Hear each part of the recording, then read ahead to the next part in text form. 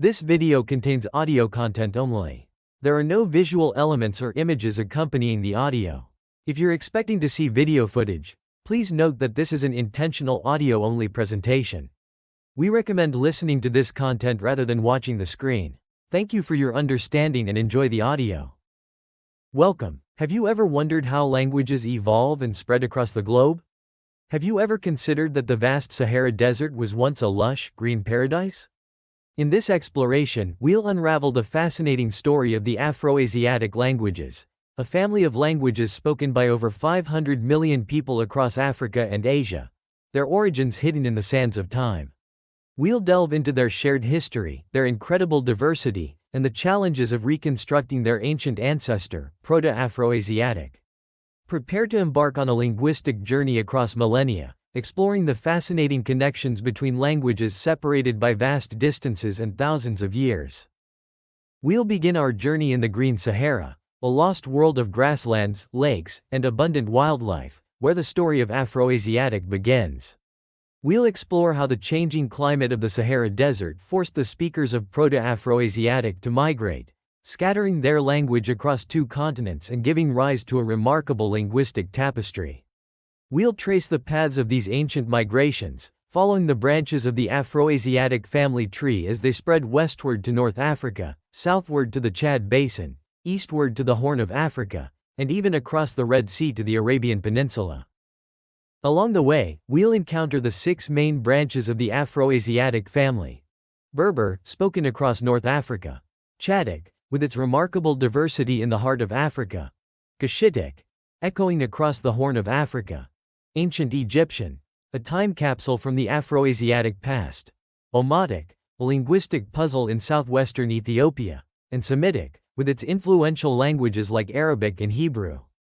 We'll discover the unique characteristics of each branch, their distinctive sounds, grammatical structures, and vocabularies, while exploring the cultural significance of these languages and their role in shaping the identities of the communities who speak them.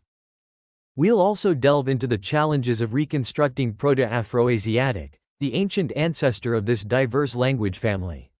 We'll examine the methods historical linguists used to piece together the fragments of this lost language, comparing words, sounds, and grammatical structures across the branches, much like archaeologists excavating ancient ruins.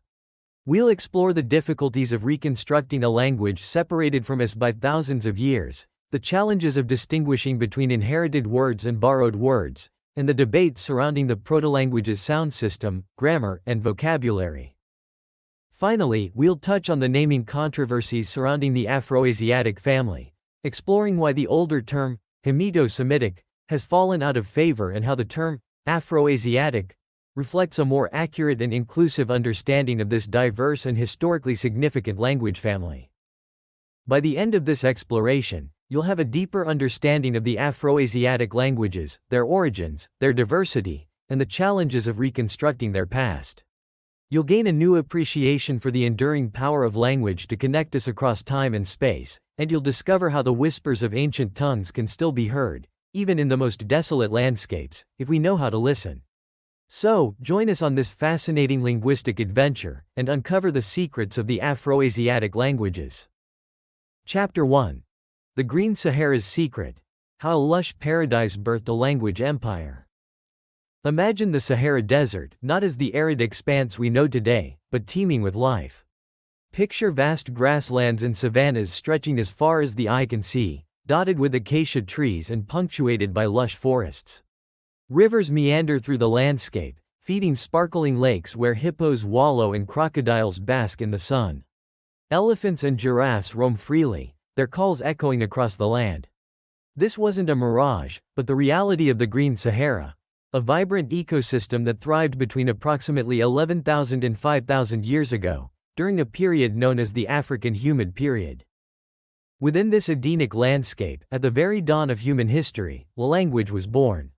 Not simply a collection of grunts and gestures, but a complex system of communication with its own intricate structure, a language that would become the ancestor of hundreds of others, spoken across 2 continents by over 500 million people today. This ancient tongue, Proto-Afroasiatic, is the root of the 4th largest language family in the world, the Afroasiatic family. Its descendants, a tapestry of diverse languages, still carry echoes of this mother tongue, whispering tales of the lives and migrations of the people who first spoke it. The Green Sahara, this lost paradise swallowed by the sands of time, holds the key to understanding the origins of this linguistic empire, a testament to the enduring power of language to connect us across millennia. But how do we know about Proto-Afroasiatic, a language that existed long before the invention of writing? The answer lies in the meticulous work of historical linguists, who, like linguistic archaeologists, carefully excavate the layers of language change, comparing related languages to reconstruct their common ancestor. Just as paleontologists piece together dinosaur skeletons from scattered bones, linguists reconstruct ancient languages from the fragments preserved in their descendants. They compare words, grammatical structures, and sound systems, searching for patterns and regularities that reveal the ancestral forms. This process, known as the comparative method, allows us to glimpse into the distant past, to hear the echoes of Proto-Afroasiatic spoken in the Green Sahara. And what do these echoes tell us? One intriguing clue comes from the absence of agricultural terms in the reconstructed vocabulary. While words for common animals like giraffe and elephant have been proposed, there's a noticeable lack of terms related to farming or herding. This suggests that the speakers of Proto-Afroasiatic were likely hunter-gatherers, living off the abundant resources of the Green Sahara, a landscape perfectly suited to their lifestyle. They fished in the lakes, hunted the plentiful game, and gathered the wild plants that flourished in this humid environment. But paradise wouldn't last. As the Earth's climate shifted, the rains gradually diminished, and the Green Sahara began to dry. The once fertile grasslands transformed into arid desert, the lakes evaporated, and the rivers dwindled to mere trickles. Faced with a changing environment, the speakers of Proto-Afroasiatic were forced to migrate, seeking new homes in more hospitable lands. These migrations, driven by the encroaching desert, marked the beginning of the Afroasiatic diaspora, a scattering of people and languages that would shape the linguistic landscape of Africa and beyond. From their Green Saharan homeland, early Afroasiatic speakers embarked on journeys that radiated outwards in all directions. Some groups moved westward, settling in North Africa, where their language evolved into the Berber languages, still spoken today by millions of people across Morocco, Algeria, and other parts of the region.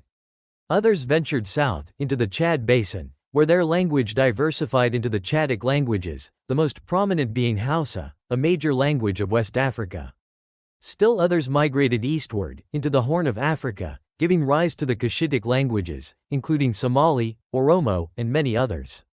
And finally, it's hypothesized that some groups may have crossed the Red Sea, reaching the Arabian Peninsula, where their language would eventually develop into the Semitic languages, including Arabic, Hebrew, and Aramaic. Reconstructing Proto-Afroasiatic is a challenging task, akin to assembling a complex jigsaw puzzle with many missing pieces. The immense time depth, spanning thousands of years, and the significant divergence of its branches make it difficult to trace the precise pathways of language change. The languages have evolved along separate trajectories, influenced by contact with other languages and shaped by the unique environments and cultures of their speakers. Despite these challenges, linguists have made remarkable progress, identifying core features shared by the Afroasiatic languages, including distinctive sound patterns, grammatical structures, and a core vocabulary that points back to their common ancestor in the Green Sahara. The story of Afroasiatic is not just a linguistic puzzle. It's a human story, a tale of adaptation, migration, and the enduring power of language. It's a reminder that even the most desolate landscapes can harbor hidden histories, and that the whispers of ancient tongues can still be heard if we listen closely enough. In the following chapters, we'll delve deeper into the stories of the Afroasiatic branches, exploring their unique characteristics, their cultural significance, and their contribution to the rich tapestry of human language. Chapter 2. A Tapestry of Tongues. Unraveling the Afroasiatic Diaspora. The drying of the Green Sahara, a paradise lost to the encroaching desert, set in motion a chain of migrations that would ripple across continents, carrying the seeds of Proto-Afroasiatic to new lands and new peoples. This dispersal, a complex interplay of environmental pressures and human resilience, gave rise to one of the world's most diverse language families, the Afroasiatic family, a testament to the enduring legacy of the Green Sahara.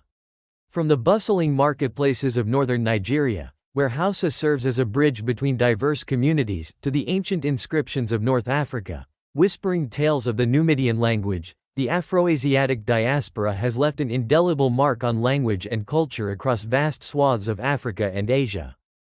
Imagine the families of early Afroasiatic speakers, their belongings packed onto donkeys or carried on their backs, setting off in search of water and grazing lands. Their journeys, spanning generations, would take them along ancient trade routes, through mountain passes, and across vast deserts. As they settled in new territories, they encountered other communities, other languages, other ways of life. These encounters, sometimes peaceful, sometimes fraught with conflict, shaped the languages they spoke, leading to the remarkable diversity we see in the Afroasiatic family today. Let's trace the footsteps of these early migrants, beginning with those who ventured westward, towards the setting sun. In the rugged terrain of North Africa, they established new homes, their language gradually evolving into the ancestor of the Berber languages. Today, these languages, spoken by some 16 million people, form a vibrant linguistic mosaic stretching across the northern reaches of the continent, from Morocco in the west to Egypt in the east. Their ancient roots are hinted at by two extinct languages, Numidian and Guanche. Numidian, known to us through over 1,000 short inscriptions etched in the Libyco-Berber alphabet, offers a tantalizing glimpse into the past, its scattered fragments found throughout North Africa dating back to the 2nd century BCE. Guanche, once spoken on the volcanic slopes of the Canary Islands, met its demise in the 17th century CE, its unique sounds and vocabulary lost to time. While the Berber languages have shown remarkable resilience, they have not been immune to the influence of other languages. The arrival of Arabic, brought by Islamic conquests in the 7th century CE, dramatically altered the linguistic landscape of North Africa, leading to the displacement of Berber in many areas and leaving its mark on the Berber languages that survived. Meanwhile, other groups of Proto-Afroasiatic speakers journeyed south, towards the heart of Africa. They settled in the Chad Basin, a region encompassing parts of modern-day Chad, Nigeria, Niger, Cameroon, and the Central African Republic. Here, their language underwent a remarkable diversification, blossoming into the numerous tongues of the Chadic family. Numbering between 150 and 190 distinct languages, Chadic boasts the largest number of languages within the Afroasiatic family, a testament to the linguistic dynamism of this region. These languages, often spoken by small, tightly knit communities, fall into three main branches: East Chadic, Central Chadic, and West Chadic. While most Chadic languages are clustered around the Chad Basin, one language, Hausa, has broken free of these geographical constraints, becoming a lingua franca spoken by over 34 million people across northern Nigeria and beyond. Its influence extends even further, serving as a second language for an estimated 45 to 80 million people, a testament to its role as a vital communication tool in this linguistically diverse region. Sadly, many smaller Chadic languages, often with only a handful of speakers, face the threat of extinction, their unique voices at risk of being silenced forever. To the east, another branch of the Afroasiatic family took root. In the Horn of Africa, a region shaped by rugged mountains and arid plains, the Cushitic languages emerged. This family, with its diverse array of tongues, is spoken by over 60 million people in countries like Ethiopia, Somalia, Kenya, and beyond. Among the Cushitic languages, Oromo stands out as a linguistic giant, boasting 45 million speakers, its influence spanning across Ethiopia and into neighboring Kenya. Somali, with its 15 million speakers, serves as a unifying force in Somalia and adjacent regions, while Sidama, another prominent Cushitic language, claims millions of speakers in southern Ethiopia. These languages, along with numerous smaller Cushitic tongues, reflect the rich linguistic and cultural diversity of the Horn of Africa. Finally, across the Red Sea, on the Arabian Peninsula and beyond, the Semitic languages flourished. This branch of the Afroasiatic family, with its deep historical roots, has given rise to some of the world's most influential languages, including Arabic, Hebrew, and Amharic. Arabic, with its estimated 300 million speakers, stands as a linguistic colossus, its influence spanning across the Middle East and North Africa, a testament to its role as the language of the Quran and the Islamic faith. Amharic, the official language of Ethiopia, is spoken by 25 million people, while Tigrinya and modern Hebrew, though smaller in terms of speaker numbers, hold significant cultural and historical importance.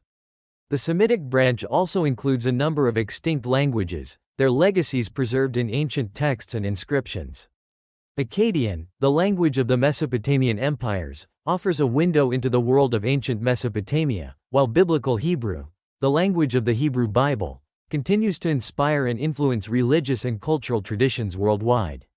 Phoenician, the language of the seafaring traders of ancient Phoenicia, spread its influence throughout the Mediterranean, leaving its mark on the alphabets used by many languages today. Amorite and Ugaritic, though less well-known, provide valuable insights into the linguistic and cultural landscape of the ancient Near East.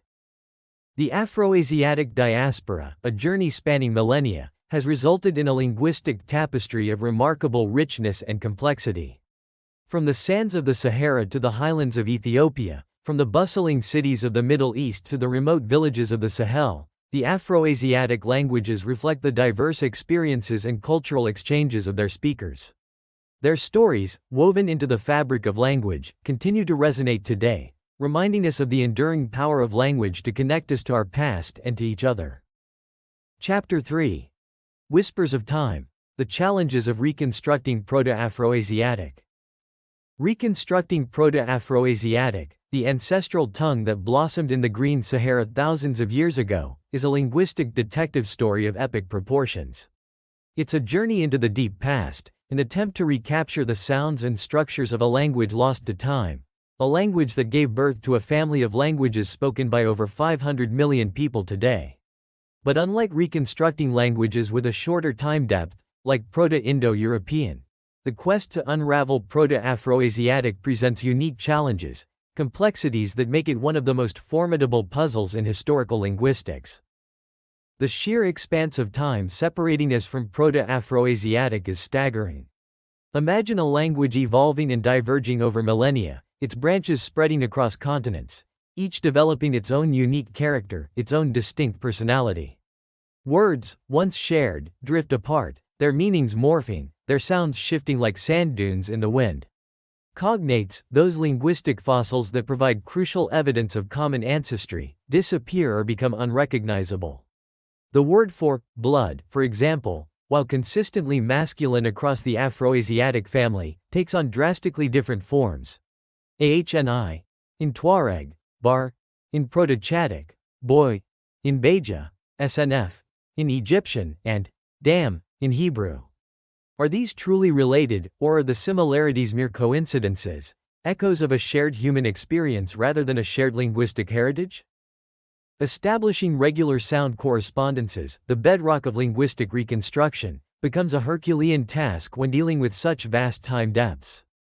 The sounds of a language, like the genes of a species, mutate over time, sometimes predictably, sometimes erratically. A sound in one branch might shift to a completely different sound in another, obscuring the ancestral form. Consider the word for year. In Barung, a Cushitic language, it's Kori, but in the plural, it becomes Korara, even changing gender from masculine to feminine. This phenomenon, known as gender polarity, adds another layer of complexity to the reconstruction process. How do we determine which sound, which gender, reflects the original Proto-Afroasiatic form? The uneven distribution of written records further complicates the task. Some branches, like Semitic and Egyptian, boast written texts dating back millennia, offering a wealth of data for linguists to analyze. We can trace the evolution of Egyptian from hieroglyphic inscriptions on tomb walls to the Coptic language used in religious ceremonies today. Similarly, Semitic languages like Akkadian, Hebrew, and Aramaic have left behind a treasure trove of written materials, allowing us to reconstruct their histories with relative confidence. But other branches, like Chadic and Omotic, have only recently been documented, their written traditions spanning mere decades, not millennia. This disparity in attestation creates a significant imbalance, making it tempting to project the features of the well-documented branches onto the proto-language, even if those features might not be representative of the family as a whole. Distinguishing between cognates and loanwords, another crucial step in linguistic reconstruction, becomes a delicate balancing act. Languages, like sponges, absorb words from their neighbors, often borrowing terms for new concepts or technologies. How do we separate these borrowed words, these loanwords, from the true cognates, the words inherited from the proto-language? The word for tongue, for instance, might appear similar in two Afroasiatic languages, but if the sound correspondences don't align with established patterns, it's more likely a loanword than a cognate. This constant interplay of borrowing and inheritance makes it challenging to isolate the original Proto-Afroasiatic vocabulary. Even the basic building blocks of Proto-Afroasiatic, its root system, are a subject of ongoing debate. Were the roots primarily two consonants, or three? Did the language rely on a system of vowel alternations, like the ablaut system of Proto-Indo-European, to express grammatical distinctions? The Semitic languages, with their characteristic three-consonant roots and complex vowel patterns, suggest one possibility. But other branches, like Chadic, with its roots of varying lengths, paint a different picture. Reconstructing the Proto-Afroasiatic vowel system itself is another puzzle within a puzzle. Did it have a simple system of three vowels, like some of its branches, or a more complex system with vowel length distinctions and perhaps even tones? These challenges, combined with the sheer diversity of the Afroasiatic family, make its reconstruction a far more daunting task than that of Proto-Indo-European. While Proto-Indo-European has been reconstructed with a reasonable degree of consensus, Proto-Afroasiatic remains elusive, its features shrouded in the mists of time. Yet, despite these difficulties, linguists continue to make progress, painstakingly piecing together the fragments of this ancient tongue, using every available tool, from sound correspondences to grammatical comparisons, to uncover the whispers of Proto-Afroasiatic. It's a testament to the ingenuity of linguistic detective work, a demonstration of the power of the comparative method to shed light on the deepest recesses of human history. The story of Proto-Afroasiatic is not just a story of language, it's a story of human origins, of migration, of cultural exchange, a story that continues to unfold as linguists delve deeper into the mysteries of this vast and ancient language family. Chapter 4. The Great Afroasiatic Naming Debate. Hemito-Semitic or a more inclusive term? The Afroasiatic language family, a linguistic tapestry woven from the threads of ancient migrations and cultural exchanges, has been known by a variety of names throughout history. Each name reflects not only the evolving understanding of the family's structure and origins, but also the changing social and political contexts in which it has been studied. One of the most enduring and ultimately problematic of these names is Hemito-Semitic, a term that carries with it a heavy baggage of outdated and often racist theories. The story of Hemito-Semitic begins in the 19th century, a time when linguistic scholarship was deeply intertwined with biblical interpretations and racial classifications. Scholars, drawing inspiration from the biblical Table of Nations, which traces the lineage of humanity back to Noah's three sons, Shem, Ham, and Japheth, sought to connect language families to these ancestral figures. The term, Semitic, already established for languages like Hebrew and Arabic, was associated with Shem. The Hamitic designation, however, was a more complex and ultimately flawed construct. Initially, Hamitic was used as a catch-all category for a diverse group of African languages that shared certain perceived similarities with Semitic, but weren't quite Semitic themselves. This grouping encompassed languages like Berber, spoken across North Africa, Cushitic, the languages of the Horn of Africa, including Somali and Oromo, and Egyptian, the language of the pharaohs. However, this seemingly neat categorization masked a profound underlying diversity, a linguistic richness that would eventually unravel the Hamitic hypothesis. As linguistic research progressed, it became increasingly clear that the Hamitic languages were far from a unified group. They exhibited a remarkable range of structural variation, from the complex tonal systems of some Cushitic languages to the unique consonant inventories of Berber. Hausa, a Chadic language later recognized as part of the Afroasiatic family, stood apart with its own distinct grammatical features. Somali, with its intricate system of vowel harmony, contrasted sharply with the consonant-rich languages of Berber, like Tamazight. These differences, far from superficial variations, pointed to deep historical divergences, undermining the notion of a single, Hamitic, ancestor. But the problems with Hemito-Semitic extended beyond linguistic inaccuracies. The term became entangled with problematic racial and anthropological theories that sought to link language to race and intelligence. These theories, often rooted in Eurocentric biases, posited a hierarchy of languages and cultures, with Hamitic languages and their speakers relegated to a lower rung. This association with racist ideologies not only misrepresented the true relationships between languages, but also perpetuated harmful stereotypes about the people who spoke them. The flaws in the Hamito-Semitic model became increasingly apparent, prompting a critical reassessment of Afroasiatic classification.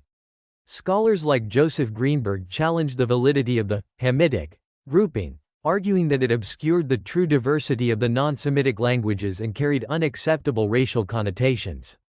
Greenberg advocated for a more accurate and inclusive nomenclature, proposing the term Afroasiatic to reflect the family's geographic distribution across both Africa and Asia. The introduction of Afroasiatic, originally coined by Maurice Delafosse in 1914, marked a significant shift in the way linguists viewed this language family. It acknowledged the shared heritage of the Semitic and non-Semitic branches while avoiding the problematic baggage of Hamito-Semitic. The term also highlighted the transcontinental nature of the family, encompassing languages spoken from the shores of the Atlantic to the Arabian Peninsula. Other names have also been proposed, each with its own rationale and etymology. Afrasian, suggested by Igor Diakonov in 1980, sought to address concerns that Afroasiatic might be misinterpreted as including all languages of Africa and Asia. Lizramic, derived from an Afroasiatic root meaning tongue, and an Egyptian word for person, and Erythraean, referencing the Red Sea region where many Afroasiatic languages are spoken, offered alternative perspectives on the family's identity. However, none of these alternatives have gained the widespread acceptance of Afroasiatic, which remains the preferred term among most linguists today. The debate over the name of this language family is far more than a mere quibble over terminology. It reflects the ongoing evolution of linguistic understanding, the constant refinement of our knowledge about the relationships between languages.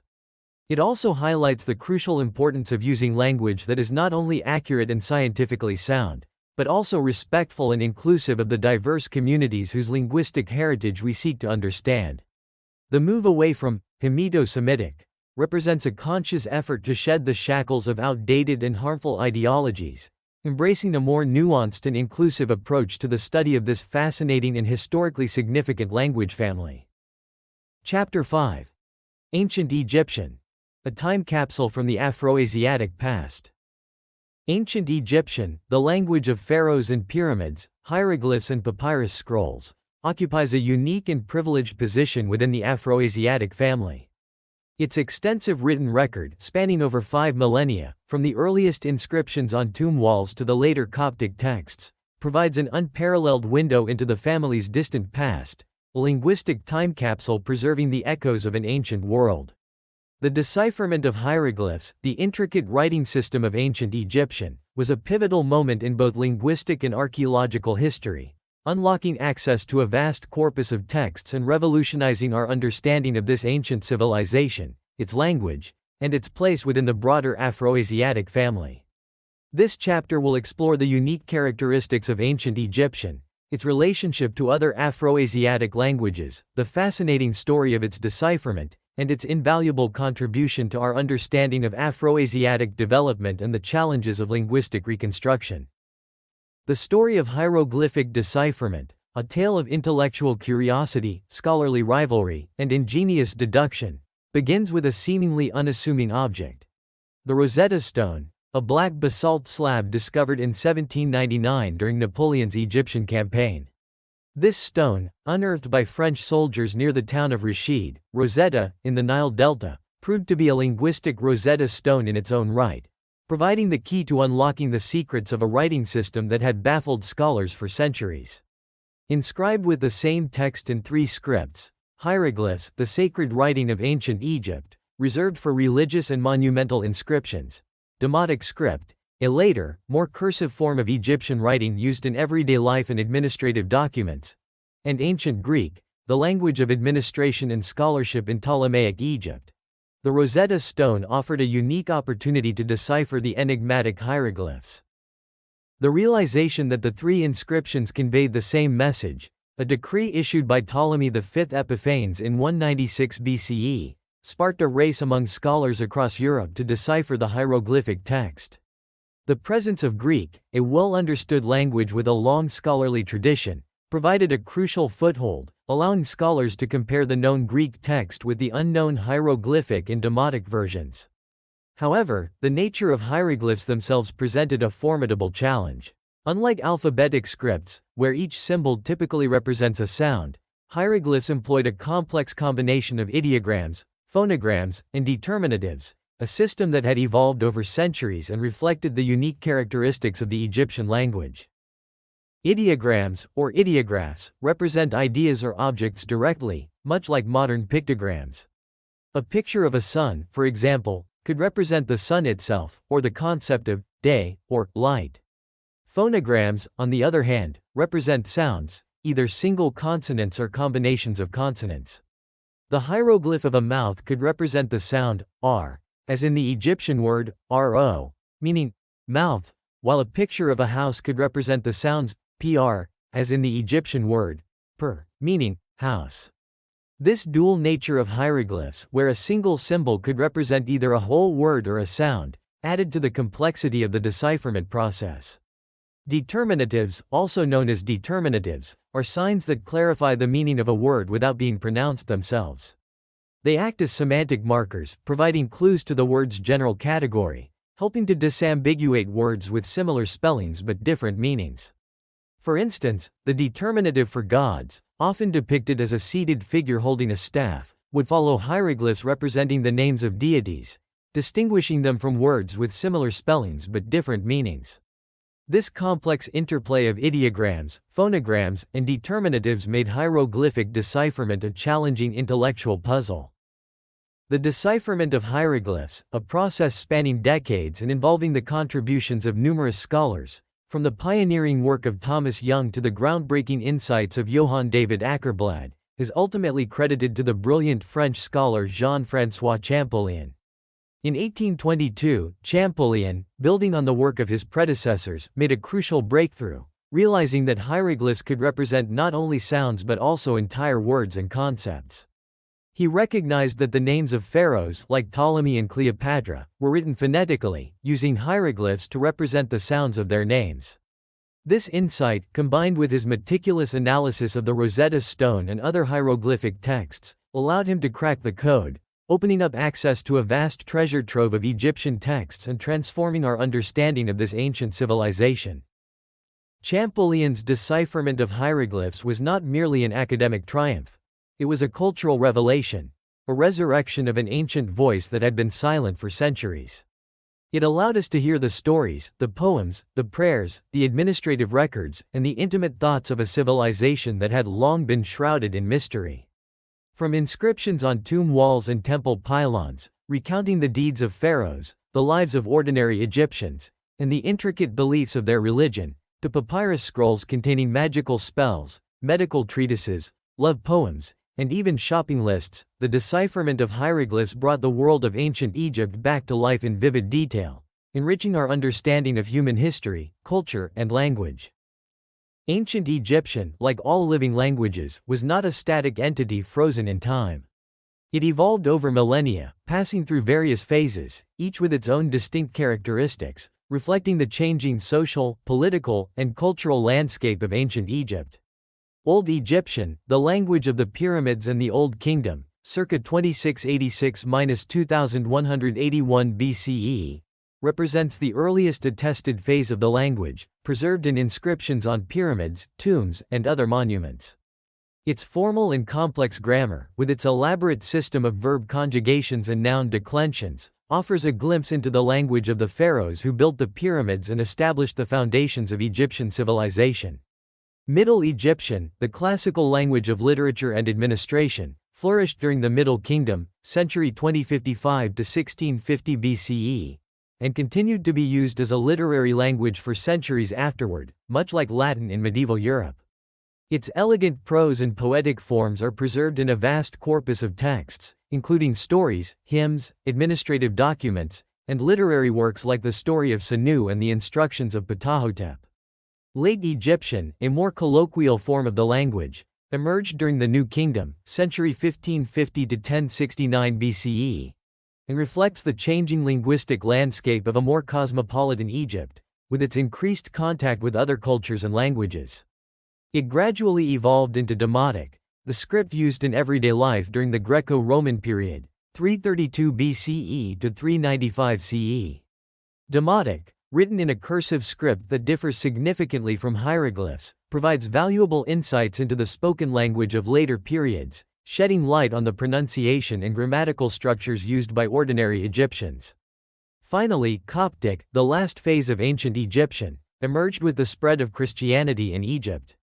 Written using a modified Greek alphabet, with the addition of a few characters borrowed from Demotic to represent sounds not found in Greek, Coptic preserves elements of the ancient Egyptian language and continues to be used as a liturgical language by the Coptic Church, a living link to this ancient tongue, a testament to the enduring legacy of ancient Egyptian. The precise relationship between ancient Egyptian and the other branches of the Afroasiatic family has been a topic of ongoing debate and investigation among linguists, a complex puzzle with no easy solutions. The massive time depth separating the earliest written records of Egyptian from the later attestations of Berber, Cushitic, and Omotic makes comparative studies particularly challenging. The languages have had millennia to diverge, their sounds shifting like sand dunes in the desert wind, their grammars evolving along independent pathways, their vocabularies expanding and contracting under the influence of contact with other languages and the unique cultural and environmental contexts in which they were spoken. While ancient Egyptian undoubtedly shares certain features with other Afroasiatic languages, providing tantalizing clues to their common ancestry, it also exhibits distinct characteristics that complicate its classification and make it a linguistic enigma that continues to fascinate and challenge researchers.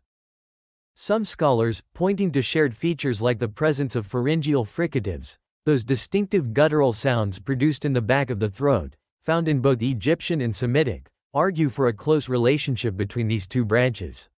They also note the similarities in personal pronouns, such as the first-person singular pronoun, ink, in Egyptian and anoki, in Hebrew, the methods of marking gender and plurality on nouns, and the use of the prefix m to derive nouns from verbs, a process similar to the use of m in Berber and Semitic to form participles or passive verbs. Both Egyptian and Semitic also share a specialized verb conjugation using suffixes, and a suffix used to create adjectives, suggesting a degree of shared morphological innovation. These shared features, like pieces of a linguistic jigsaw puzzle, suggest a relatively close historical connection between Egyptian and Semitic, perhaps indicating that they branched off from a common ancestor more recently than the other Afroasiatic branches. However, other scholars, emphasizing the significant differences between Egyptian and the other Afroasiatic branches, particularly in terms of its verb conjugation system and vocabulary, propose that ancient Egyptian diverged from Proto-Afroasiatic at an earlier stage, before the other branches split off. They argue that the vast timescale over which these languages have evolved has allowed for considerable divergence, obscuring the historical relationships and making it difficult to definitively determine the precise branching order of the Afroasiatic family tree. The uneven documentation of some branches, like Chadic and Omotic, with their relatively recent written traditions, compared to the wealth of written materials available for Egyptian and Semitic, dating back thousands of years, further complicates the task of comparison and reconstruction. It's like trying to piece together a family photo album with some branches having meticulously preserved their photographic history, while others have only a few scattered snapshots and rely primarily on oral traditions. Regardless of its precise position within the family tree, ancient Egyptian plays a crucial and indispensable role in our understanding of Afroasiatic development. Its early written records, spanning thousands of years and encompassing a wide range of genres, from monumental inscriptions to personal letters, provide invaluable data for reconstructing Proto-Afroasiatic vocabulary and grammar, offering a precious glimpse into the linguistic landscape of the Afroasiatic homeland.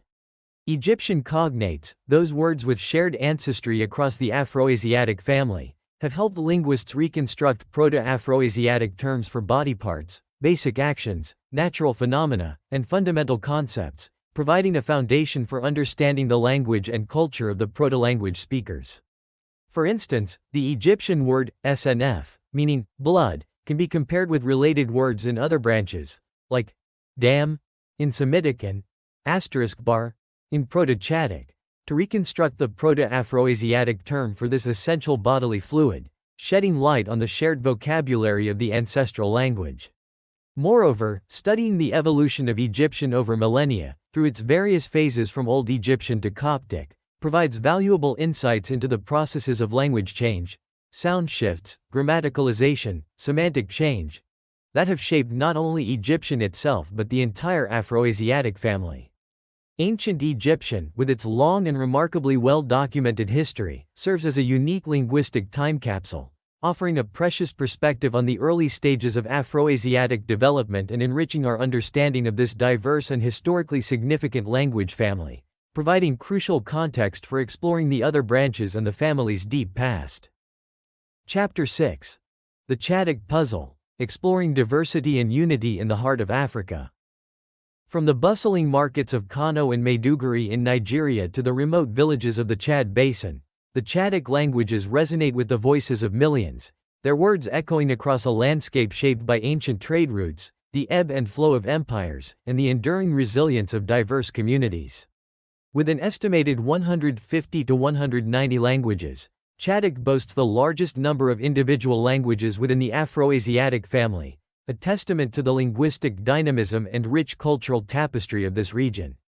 These languages, spoken by a combined population of tens of millions across Nigeria, Niger, Chad, Cameroon, and the Central African Republic, exhibit a remarkable degree of diversity, a linguistic kaleidoscope reflecting the complex history of migrations, cultural interactions, and linguistic innovation in the heart of Africa. This chapter will delve into the intricate world of Chadic languages, exploring their internal relationships, their unique linguistic features, the challenges linguists face in studying them, and their vital role in shaping the cultural landscape of Central Africa. The Chadic languages, despite their remarkable diversity, a diversity that rivals that of entire language families elsewhere in the world, share a number of features that confirm their common ancestry, their shared roots in the Afroasiatic family tree.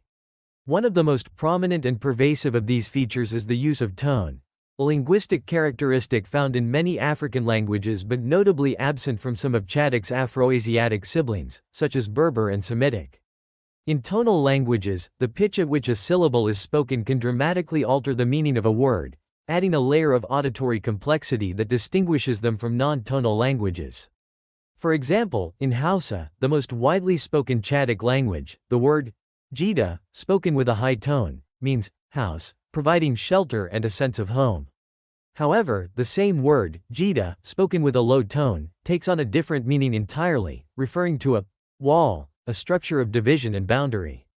This use of tone, a subtle but significant shift in pitch, imbues Chadic languages with a unique musicality, requiring speakers to pay close attention to these auditory nuances to decipher the intended meaning. Another distinguishing feature of Chadic languages, a characteristic that sets them apart from many other language families, is their distinctive set of consonant sounds, a sonic palette that adds to their rich auditory texture. Many Chadic languages feature implosives, sounds produced by drawing air inward, rather than pushing it outward as in most other consonants. This inward airflow creates a unique auditory quality, often described as sounding like a click or a pop, that distinguishes implosives from other consonant sounds. For example, in Hausa, the sounds represented by the letters B, D, and K can be pronounced as implosives, adding a subtle but important distinction to the language's phonological system. The presence of implosives in Chadic languages provides a valuable clue to their Afroasiatic ancestry, as similar sounds are found in other branches of the family, such as Cushitic and Omotic, suggesting a shared linguistic heritage. Beyond tone and implosives, Chadic languages exhibit a dazzling array of other linguistic features that contribute to their remarkable diversity, a diversity that reflects the rich tapestry of cultures and communities that speak these languages. Some Chadic languages, like Mupin, spoken in the hills of central Nigeria, have complex systems of verb conjugation, where the form of the verb changes to indicate tense, aspect, and person, providing a nuanced and expressive way to convey the subtleties of action and time. For instance, the muppen verb, n, meaning to eat, can take on various forms depending on who is performing the action, when the action is taking place, and whether the action is completed or ongoing. Other Chadic languages, like Puro, also spoken in central Nigeria, have intricate systems of noun classification, similar to those found in Bantu languages, where nouns are grouped into different classes based on their semantic properties, such as animacy, size, or shape. These noun classes often trigger agreement on other parts of the sentence, such as adjectives and verbs, creating a complex web of grammatical relationships. For example, in Puro, the word for person belongs to a different noun class than the word for tree, and this difference in class will be reflected in the form of adjectives and verbs that modify or agree with these nouns. Kwang, a language spoken in northeastern Nigeria, stands out for its unique system of vowel harmony, a melodic feature where vowels within a word must agree in certain features, such as height or backness, creating a harmonious flow of sounds. This vowel harmony, a characteristic shared with some other Afroasiatic languages, such as Somali, adds a distinctive auditory quality to Kwang, with vowels blending together in a seamless pattern. The 150 to 190 Chadic languages are typically classified into three major branches: West Chadic, Central Chadic, and East Chadic. This classification, based on linguistic similarities and differences, geographical distribution, and historical relationships, provides a framework for understanding the intricate relationships within this diverse language family. West Chadic, the largest branch in terms of speaker numbers, includes languages like Hausa, with its tens of millions of speakers across West Africa, Bole, spoken in parts of Nigeria and Chad, and Angas, a language of central Nigeria. These languages, while sharing a common West Chadic ancestry, exhibit considerable internal diversity, reflecting the complex history of migrations and cultural interactions in the region. Central Chadic, encompassing languages like Muppen, Puro, and Ron, is concentrated in central Nigeria and parts of Cameroon, a region known for its rugged terrain and diverse cultural traditions. These languages, often spoken by smaller communities, represent a linguistic treasure trove, preserving unique linguistic features and cultural knowledge. East Chadic, the smallest branch in terms of both language and speaker numbers, includes languages like Kwang, Dangalit, and Mubi, spoken primarily in Chad and parts of Cameroon. These languages, often facing the threat of extinction due to their small speaker communities and the pressures of larger languages like Hausa and Arabic, represent a vital part of the Chadic linguistic landscape, their unique features providing valuable insights into the history and diversity of the Chadic family. The study of Chadic languages presents unique challenges for linguists, challenges that stem from the sheer number of languages, their limited documentation, and the complex socio-linguistic contexts in which they are spoken. Many Chadic languages have only recently been documented, their written traditions, if they exist at all, spanning mere decades rather than centuries. This lack of written records makes it difficult to trace the historical development of these languages and to reconstruct their ancestral forms. Moreover, many Chadic languages are spoken by small, isolated communities, making it challenging for linguists to access these communities and to collect data. The complex socio-linguistic landscape of the region, with its multilingualism and language contact, further complicates the study of Chadic languages, as borrowings and language shift can obscure the underlying genetic relationships between languages. Despite these challenges, the study of Chadic languages is essential for our understanding of Afroasiatic and African linguistic history. These languages, with their diverse array of features, offer valuable insights into the processes of language change, the evolution of grammatical structures, and the development of sound systems. Moreover, Chadic languages play a vital role in the cultural identity and daily lives of millions of people across Central Africa. They are the languages of storytelling, of song, of ritual, of community, and of connection to the past. By studying these languages, we not only gain a deeper understanding of the Afroasiatic family and its history but also contribute to the preservation and revitalization of these vital linguistic and cultural resources. The Chadic languages, with their rich tapestry of sounds, structures, and cultural expressions, represent a linguistic puzzle of immense complexity and beauty. They offer a window into the diverse linguistic landscape of Africa, a testament to the enduring power of language to connect us to each other and to our shared human heritage. Chapter 7. Arabic's Rise to Prominence, a linguistic giant among its Afroasiatic siblings. In contrast to the Berber languages primarily spoken within the confines of North Africa and pockets of the Sahara, Arabic stands as a linguistic giant, its influence spanning continents and cultures. With over 300 million native speakers, Arabic is a linguistic force to be reckoned with, its reach extending far beyond its Afroasiatic origins. This remarkable linguistic expansion, fueled by the rise and spread of Islam in the 7th century, transformed Arabic from a regional language of the Arabian Peninsula to a global language of religion, literature, science, and commerce. This chapter will explore the fascinating journey of Arabic, from its Semitic roots to its present-day status as a major world language, delving into its linguistic characteristics, its diverse dialects, its profound impact on other languages, and its enduring cultural significance. Arabic's story begins within the Semitic branch of the Afroasiatic family, sharing a common ancestor with languages like Aramaic and Hebrew. While the exact details of Proto-Semitic reconstruction are beyond the scope of this chapter, it's important to recognize that Arabic, like its Semitic siblings, inherited a number of key features from this ancestral tongue, including a characteristic system of 3 consonant roots and complex vowel patterns. These roots, often carrying a core semantic meaning, serve as the building blocks for a vast array of words, their meanings modified and nuanced by the addition of vowels and other affixes. The evolution of Arabic can be traced through various stages, from Classical Arabic, the language of the Quran and early Islamic scholarship, to Modern Standard Arabic, MSA, the standardized form used today in writing, formal speeches, and media across the Arab world.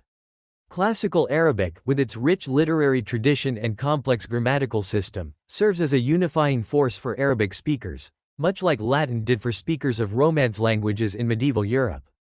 However, alongside MSA, a vibrant array of colloquial dialects has flourished, reflecting the regional and cultural diversity of the Arab world. These dialects, often mutually unintelligible, represent the living, evolving forms of Arabic, the languages of everyday conversation, of family and community, of song and story. The differences between these dialects can be striking, encompassing variations in pronunciation, vocabulary, and grammar. For example, the simple greeting, hello, takes on different forms across the Arab world. In Egyptian Arabic, it's ahlan, while in Levantine Arabic, it's marhaba. In Gulf Arabic, it's halua. Even common words like book can vary, from kitab in MSA and many dialects to kitab in Egyptian Arabic.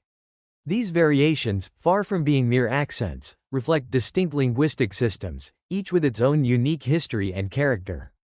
The existence of both MSA and a multitude of colloquial dialects has led to a phenomenon known as diglossia, where different forms of the same language are used in different social contexts. MSA, the high variety, is reserved for formal settings, while colloquial dialects, the low varieties, dominate everyday conversations. Arabic's influence extends far beyond the Arab world, its linguistic footprint visible in countless languages across Asia, Africa, and Europe. This linguistic diffusion, driven by the spread of Islam, trade routes, and scientific exchange, has enriched the vocabularies and even the grammars of languages as diverse as Spanish, Persian, Swahili, and Urdu. Spanish, for instance, bears witness to the centuries-long presence of Arabic in the Iberian Peninsula, with words like alcalde, mayor, algodón, cotton, and azúcar, sugar, tracing their origins back to Arabic. Persian, a language of Iran, has borrowed extensively from Arabic, particularly in the realms of religion, philosophy, and science. Swahili, a Bantu language spoken along the East African coast, has incorporated numerous Arabic loanwords related to trade, navigation, and religion, reflecting the historical interactions between Arab traders and African communities. Urdu, a language of Pakistan and India, has borrowed heavily from Arabic, particularly in its vocabulary related to administration, law, and literature, a legacy of the Mughal Empire's influence in the Indian subcontinent. The linguistic features that connect Arabic to its Afroasiatic siblings run deeper than mere loanwords. Arabic, like other Semitic languages, and indeed many Afroasiatic languages, relies on a system of root and pattern morphology, where words are built from three consonant roots. These roots, often carrying a core semantic meaning, can be combined with various vowel patterns and affixes to create a vast array of words with related meanings. For example, the root ktb, associated with the concept of writing, can generate words like kataba. He wrote kitab, book, maktab, office, and khatib, writer. This system, while most fully developed in Semitic, finds echoes in other Afroasiatic branches, such as Berber and Cushitic, where similar root-based morphological processes are at play. Shared grammatical features, like the use of grammatical gender, masculine and feminine, and complex verb conjugation systems, further connect Arabic to its Afroasiatic kin. For instance, Arabic verbs, like those in Berber and some Cushitic languages, change their form to indicate tense, aspect, person, and number, reflecting a shared heritage of grammatical complexity. Arabic, with its global reach, its rich literary heritage, and its deep historical roots in the Afroasiatic family, continues to be a vital force in communication and cultural expression. Its position as a major world language, its connection to a rich religious and intellectual tradition, and its intricate linguistic structure make it a compelling subject of study, not only for linguists but for anyone interested in the history of language, culture, and human civilization. The study of Classical Arabic, along with other ancient Semitic languages like Akkadian and Aramaic, provides invaluable insights into the history of the Afroasiatic family, helping us to reconstruct the proto-language and to understand the long and complex journey of these languages from their origins in the Green Sahara to their present-day distribution across two continents. In the next chapter, we'll turn our attention to the extinct Afroasiatic languages, exploring the linguistic clues they offer to the family's past and the challenges of reconstructing languages lost to time. Chapter 8. Extinct Afroasiatic Languages. Echoes of Lost Worlds. The Afroasiatic family, with its deep roots in the Green Sahara and its branches stretching across Africa and Asia, encompasses not only a multitude of living languages, vibrant with the voices of millions, but also a fascinating array of extinct languages, their whispers echoing across the millennia. These lost tongues, silenced by the passage of time, offer tantalizing glimpses into the family's distant past, providing valuable clues to the evolution of its sound systems, grammatical structures, and vocabularies. This chapter will explore the challenges and rewards of studying extinct Afroasiatic languages, focusing on how these linguistic fossils contribute to our understanding of the family's history, its origins, and its remarkable diversity. Unlike their living counterparts, extinct languages present unique challenges for linguists. Their voices are no longer heard in everyday conversation, their stories no longer told around campfires. Instead, they exist primarily as fragments preserved in ancient inscriptions, religious texts, and loanwords borrowed into other languages. Deciphering these fragments, often incomplete and ambiguous, requires a combination of linguistic ingenuity, historical detective work, and a deep understanding of the cultures and contexts in which these languages were spoken. One of the most prominent extinct Afroasiatic languages is Ancient Egyptian, the language of pharaohs and pyramids, hieroglyphs and papyrus scrolls. As discussed in the previous chapter, the decipherment of hieroglyphs in the 19th century opened up access to a vast corpus of Egyptian texts, spanning millennia and encompassing a wide range of genres, from monumental inscriptions to personal letters.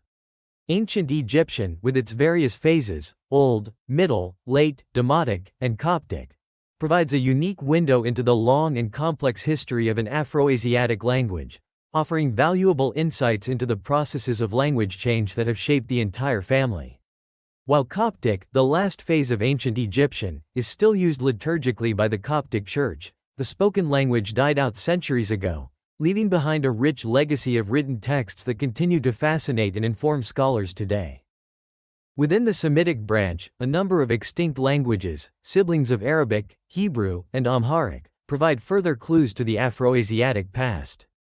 Akkadian, the language of the ancient Mesopotamian empires, with its cuneiform inscriptions on clay tablets, offers a glimpse into the world of ancient Mesopotamia, its complex society, its sophisticated literature, and its vibrant religious beliefs. Biblical Hebrew, the language of the Hebrew Bible, continues to inspire and influence religious and cultural traditions worldwide, its poetic language and profound narratives resonating across millennia. Phoenician, the language of the seafaring traders of ancient Phoenicia, spread its influence throughout the Mediterranean, leaving its mark not only on the alphabets used by many languages today but also on the cultures and languages of the regions it touched. Amorite and Ugaritic, though less well-known, provide valuable insights into the linguistic and cultural landscape of the ancient Near East, shedding light on the diversity of Semitic languages and their interactions with other language families. Other extinct Afroasiatic languages, though less extensively documented, offer tantalizing glimpses into the family's broader history. The Numidian language, known through inscriptions found across North Africa, provides clues to the early stages of Berber linguistic development. Guanche, the language of the indigenous inhabitants of the Canary Islands, which became extinct in the 17th century, represents another lost branch of the Berber family, its unique vocabulary and grammatical structures providing valuable data for comparative studies. Within the Cushitic branch, several extinct languages, known primarily through loanwords in other languages and limited inscriptional evidence, offer hints of the linguistic diversity that once existed in the Horn of Africa. The Omotic branch also includes extinct languages, their stories embedded in the oral traditions and limited written records of their descendants. Studying extinct Afroasiatic languages is not without its challenges. The fragmentary nature of the evidence, the ambiguity of ancient scripts, and the lack of native speakers to provide pronunciation and grammatical information require linguists to employ a range of specialized tools and techniques. Comparative linguistics, the cornerstone of historical language study, plays a crucial role, allowing linguists to compare related languages, both living and extinct. The Afroasiatic language family, encompassing over 500 million speakers across Africa and Asia, presents a captivating puzzle for linguists. Originating in the once lush green Sahara, Proto-Afroasiatic speakers dispersed as the climate changed, giving rise to 6 distinct branches: Berber, Chadic, Cushitic, Egyptian, Omotic, and Semitic. This diaspora led to remarkable linguistic and cultural diversity, evident in the unique characteristics of each branch, from the tonal systems of Chadic languages like Hausa to the consonant-rich Berber languages and the global influence of Semitic languages like Arabic. Reconstructing Proto-Afroasiatic, however, is a formidable task. The vast timescale, uneven historical documentation, and complexities of language change, including sound shifts, borrowing, and grammatical evolution, make tracing precise linguistic pathways difficult. Despite these challenges, linguists utilize the comparative method, analyzing cognates, sound correspondences, and grammatical structures to piece together this ancient language. Debates continue regarding its core vocabulary, root system, and vowel system, highlighting the ongoing nature of this linguistic detective work. The story of Afroasiatic languages carries broader implications for understanding human history, migration patterns, and cultural exchange. Linguistic evidence, coupled with archaeological and genetic data, can illuminate the movement of people across continents, the development of agriculture and other technologies, and the complex interactions between different cultures. The very act of reconstructing a proto-language provides insights into the cognitive abilities and cultural practices of our ancestors, offering a glimpse into their worldviews and ways of life. Furthermore, understanding the evolution of language families can inform our approaches to language preservation and revitalization, particularly for endangered languages within families like Chadic.